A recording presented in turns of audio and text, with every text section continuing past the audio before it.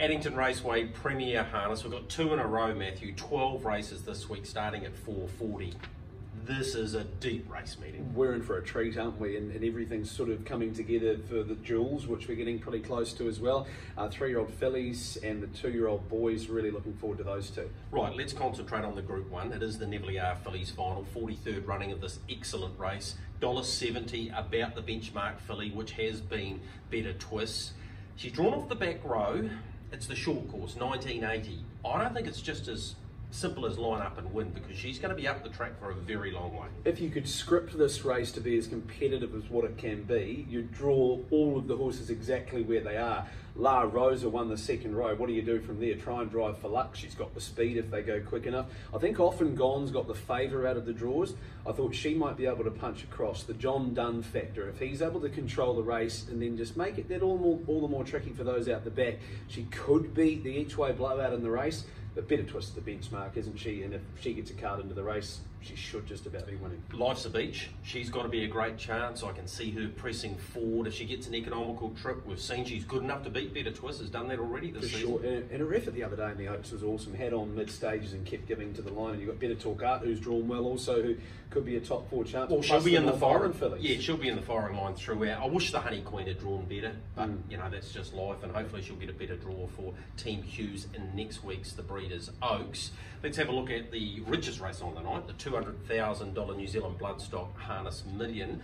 Akuta's the one I've gone for, not with enormous confidence, but I like the fact the blinds have gone on and Blair Orange back on. And I think that this race will be run totally different from his first 2 wins. In the kindergarten, walk around, sprint home.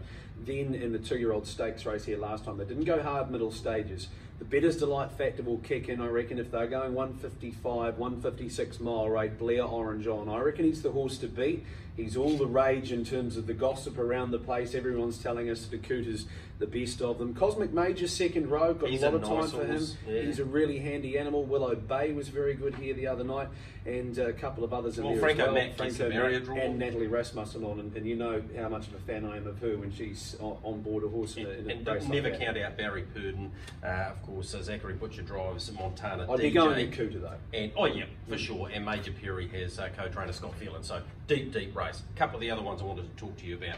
The return of Chase Auckland. I think he's vulnerable personally. Very much so. He's going to have to sit parked, I think, or sit back.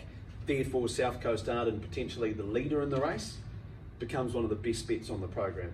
I really think that they'll push the button with him. Natalie Rasmussen on board once again. Don't mean to go on about her, but if he's in front, South Coast Arden, Chase Auckland having to sit outside him or come from the back.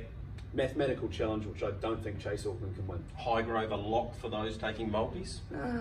No. Okay. I don't think so. I'm still not sold on his manners. The other day at Ashburton, he, yes, was very good, but he still lacks that bit of tractability in some ways, I guess. And when he's in amongst horses, I just wonder if it gets a bit much for him.